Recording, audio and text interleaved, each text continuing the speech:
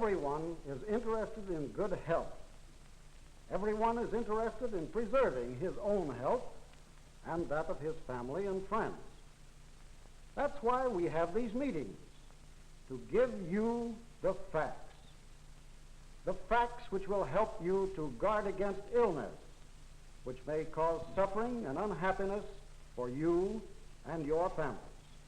Medical science is hard at work, fighting to prevent suffering, preserve health, prolong life. But that's only half the battle. Equally important is knowledge on the part of everyone, all of you, your families and friends, of how to use what the men of medicine have to offer. Time and again, science has found a strong weapon against a disease only to have it rendered useless because people did not know how to use it. In a broad sense, this very situation exists today.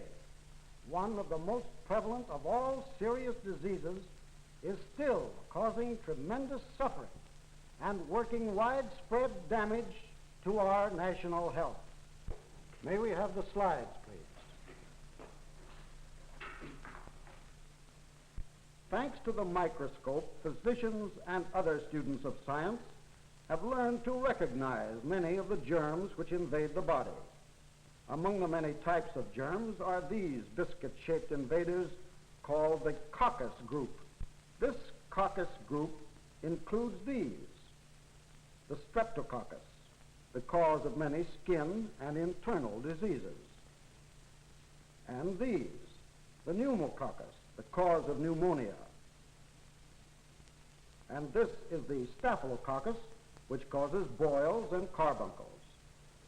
Another important member of the coccus family is this fellow, the gonococcus, which causes vaginitis, ophthalmia neonatorum, frequently called baby's sore eyes, and gonorrhea, the widespread disease with which we are concerned at this meeting.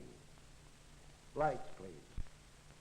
The gonococcus is a weakling when it is on the body surface and can be destroyed by soap and water and most antiseptics.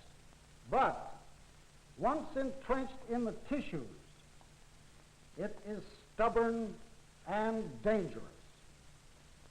Gonorrhea has caused more suffering than any of us would care to think about. Thousands of women have had serious operations. Unnumbered marriages are childless. A tremendous number of people are blind because this disease, a disease which medical science can cure, is still the most prevalent of all serious human ailments. Like many other diseases, gonorrhea begins its attack on the body as an acute inflammation.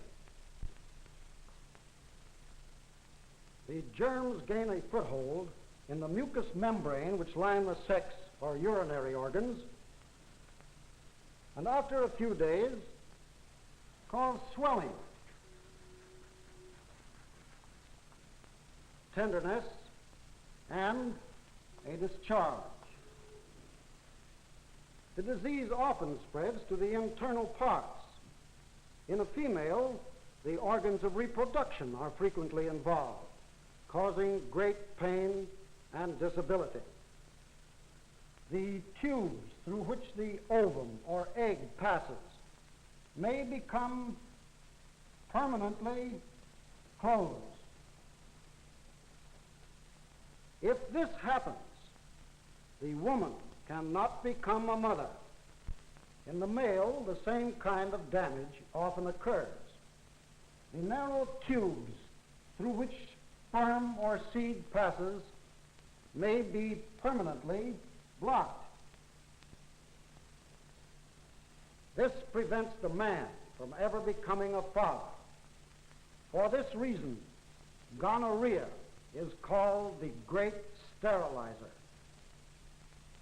When the disease is allowed to go unchecked, it often attacks more remote parts of the body: the heart, the kidneys, the joints, may suffer serious injury. Gonorrhea is one of the oldest afflictions of man. For centuries, it was confused with syphilis. In 1767, John Hunter, a famous Scottish physician, actually infected himself with syphilis in a mistaken effort to prove that syphilis and gonorrhea were one and the same disease.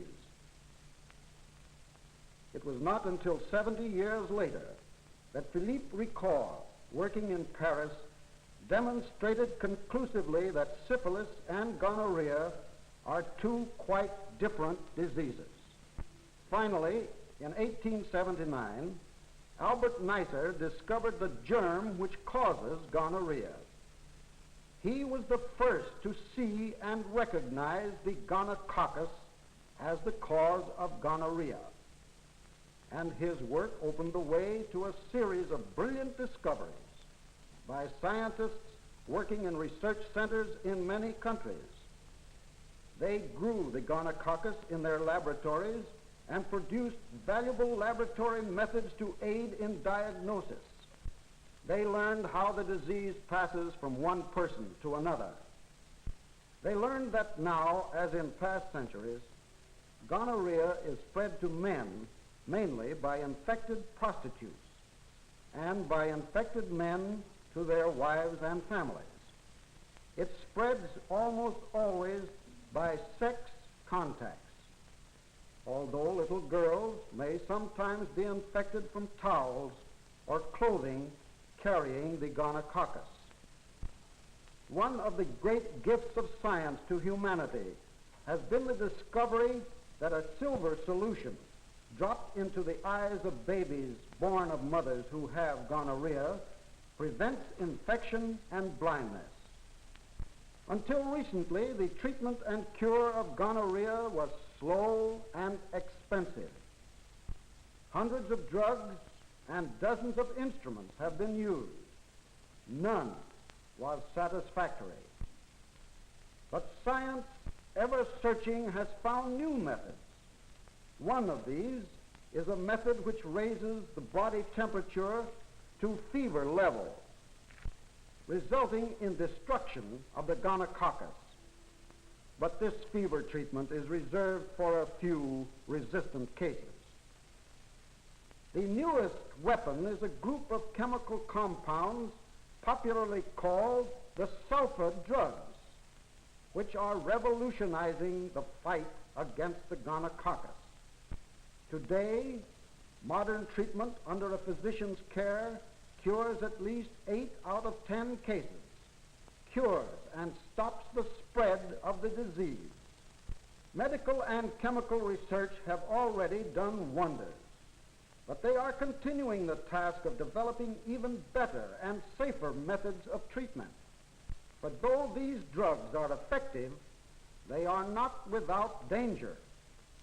Serious results and even deaths have occurred when they were taken without the guidance of a physician and the various examinations he makes for the safety of his patients.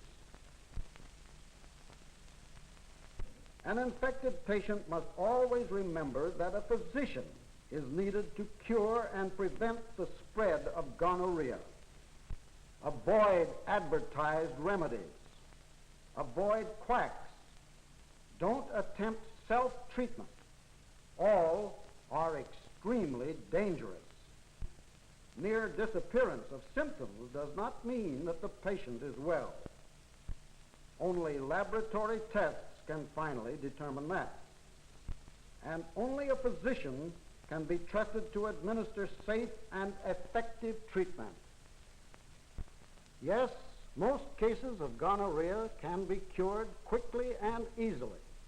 The first thing a person who suspects gonorrhea must do is to go to his family physician, or, if he has none, the nearest health department, hospital, or medical society will tell him where to find diagnosis and treatment within his means.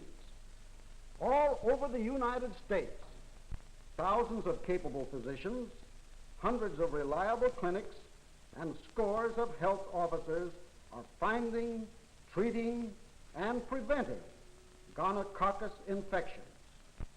With the cooperation of the public, the prevalence of gonorrhea can be reduced, suffering can be prevented, sight can be saved, the gift of parenthood can be preserved.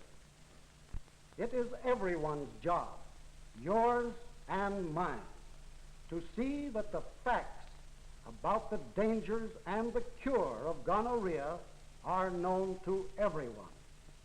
For when ignorance gives way to knowledge, when furtive fear yields to confidence, when people learn to consider gonorrhea in the same light as they do other dangerous infections, then, and only then, can science be successful in the fight against this most prevalent of all serious human ailments.